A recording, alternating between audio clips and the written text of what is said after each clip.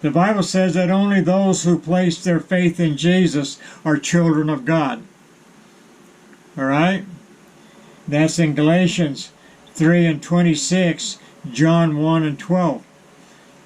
You're not a child of God if you haven't been born again. And if you've been born again, you received faith. And you had to use faith. And He caused you to become His child. So don't think that you're a child of God just because of this or that or the other. You know, my daddy was a Christian, man. My mommy was a Christian. I'm a Christian. You know, don't place your hope on eternity in something that is full of fallacy. Okay, put your faith and your eternal security in Christ Jesus, and He will make you His child. You want to be His child. Alright? It says, Christians, don't ever go anywhere without wearing your spiritual armor. You know, the Bible in Ephesians 6, 10 through 7 says, put on the whole armor of God. Don't leave none of it off. Just like they used to fight in those days, they had a helmet and a sword and a shield, and they protected themselves for they wouldn't get killed in battle.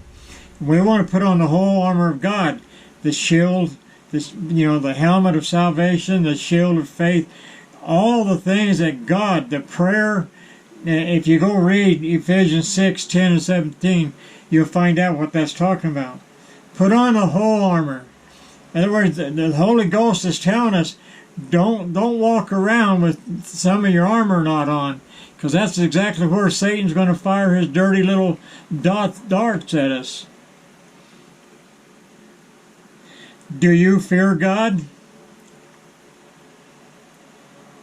You should. The Bible says it's the beginning of wisdom. Did you know that? Because the fear of God will keep you in line with the will of God. When we lose the fear of God, our chances of not living up to what the standard of the holiness is will fall. So walk in the fear of God. Psalms 111 and 10, Proverbs 9 and 10. It says, when you become a Christian, you are going to lose some friends. No getting around it. I lost friends. I had family to quit coming and invite me out to different stuff because I become a Christian, and that didn't bother me. Because you are going to lose some friends. This is a good thing. New friends are coming. New friends are coming. People that'll pray with you. People that'll cry with you. People that'll hold you up in prayer. You know, they'll be your friends.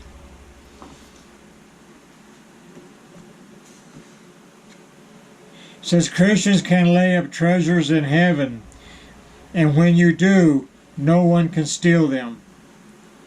They will be waiting for you when you get there.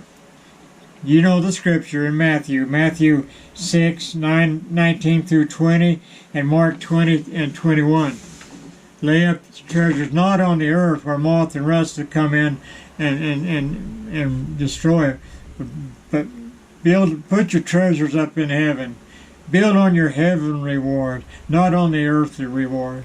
There's nothing in this world worth giving up the heavenly reward for. Lay up your treasures. They'll be there, and they'll count a great lot with your relationship with God up there.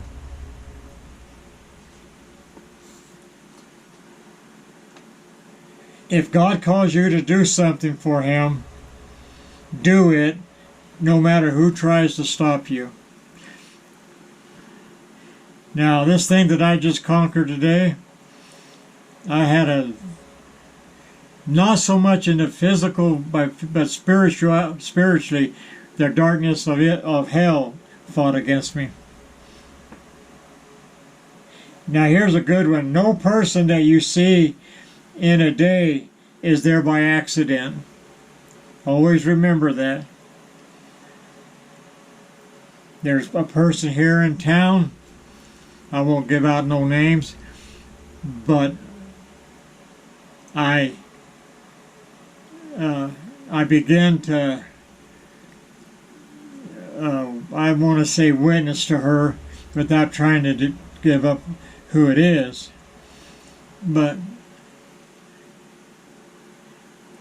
And I found out that God was wanting me to tell her about Jesus Christ, the Lord. And so far it's been working out pretty good. You don't know who you're around. The store clerk, the person you go buy your tools to down there at Napa. You just don't know. Some poor soul on the street that you run into.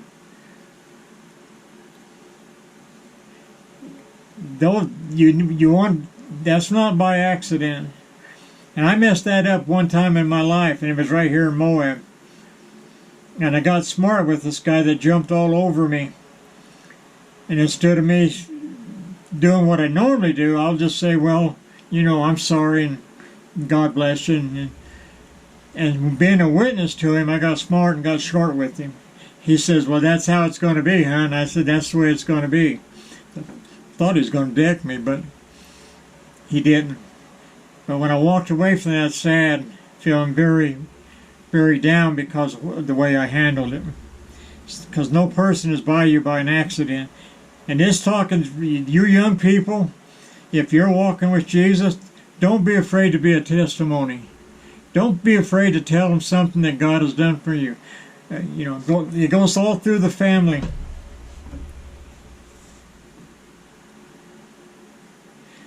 What you want to accomplish may be impossible for you. And listen, if you look through these eyes, it sits right here in these little sockets, and you look at something that you're wanting to accomplish, these eyes isn't going to see it. But if you're a person of faith, and you're looking at those same things that you want to accomplish, that Spirit of God and the faith that you have in that God, He's going to see to it, if it's His will, that you're going to accomplish it. Faith moves mountains. Amen? Jesus said if you have the faith the size of a seed, like a mustard seed, you can say to that mountain, be you removed.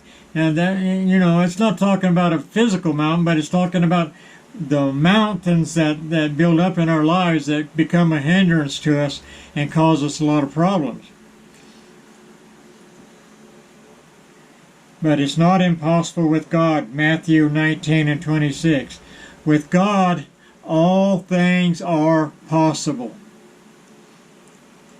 Okay, all things. And you receive them by faith. The Bible says the just shall live by faith. And that's how we receive things from God. As a Christian, some people should hate you, and some people will hate you.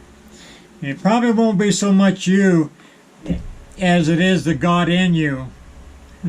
Jesus said they hated me before they hated you. Okay?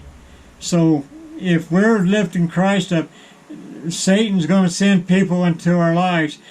Not so much that he hates us, but he hates the one that we serve.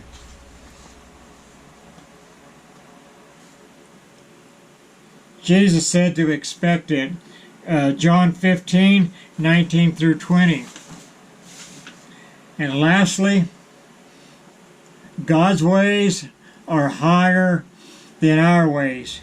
We will never fully understand. You'll grow and you'll mature, but you'll grow leaps and bounds in your faith. The more trials you face, the more things you go through, and you think, God, what's with this? God said, calm down, son, calm down. My ways is not your ways. My ways are higher than your ways. Okay? He's got it under control.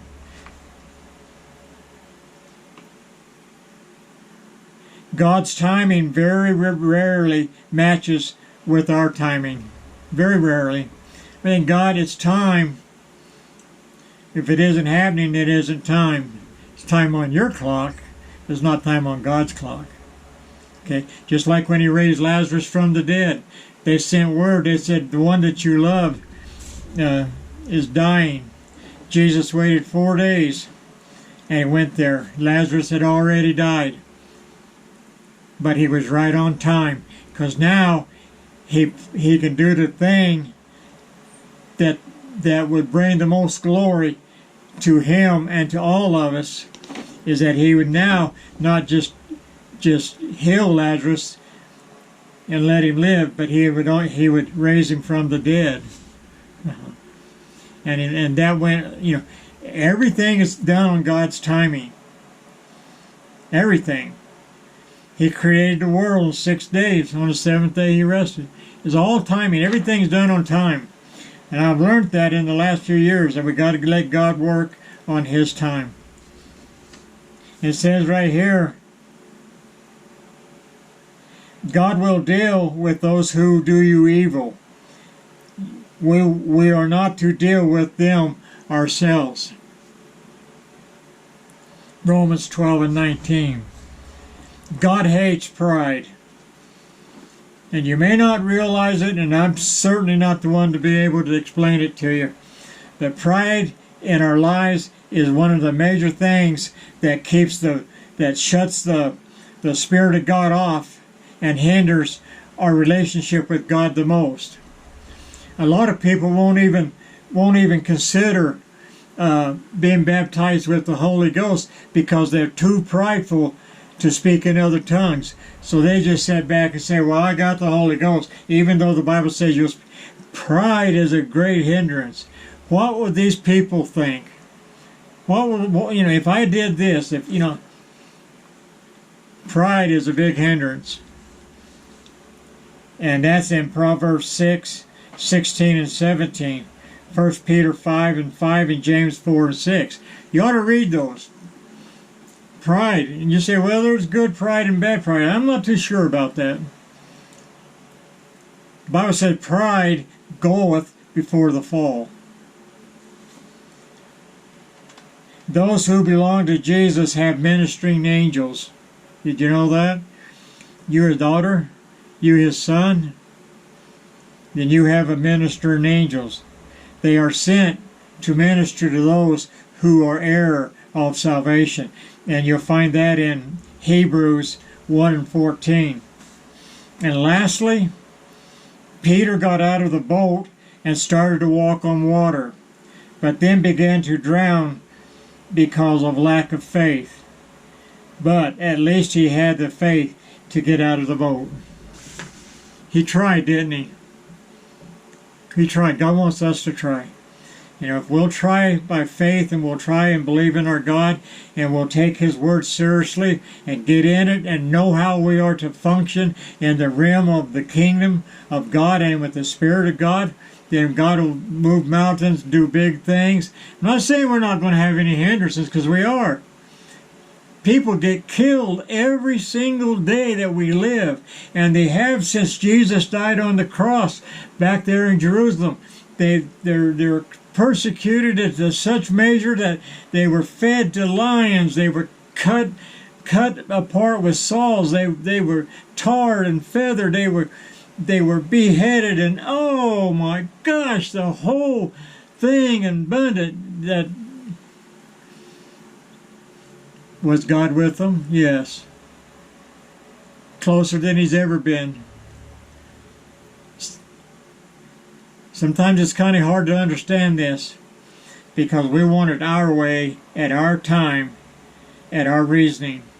But let's give God the chance to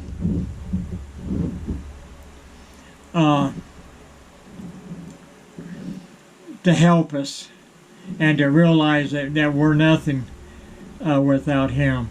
I hope God will bless you. I pray that God bless you, and I know that God will bless you, because he blesses me.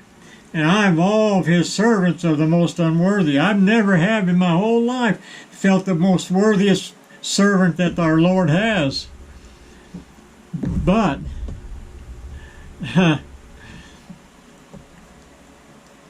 don't walk by feelings, walk by faith. So God, I know, but I trust you, God, and I believe in you. All right? So, Father God, I pray in Jesus' name, Lord, right now, Father, God, that whoever gets to hear this message, God, that they'll feel something in it that's real to them, something they can cling to, something that they haven't realized before that they need to know. Help us to all understand and go deeper and deeper in our faith. You like the old song, Lord, deeper, deeper in the love of Jesus. Let me steady grow. Anyway, I shouldn't have put that part on there, but I did. But we want to go deeper, deeper in the love of Jesus, deeper, deeper in the Word of God. And if you keep doing the same thing that you did yesterday and today, you'll be doing it tomorrow. Break that habit. Get into deep prayer with God. And let God just come into your life and do things that you can't even imagine. You can't even imagine what God can do. So anyway, I could almost start preaching, but I won't. God bless.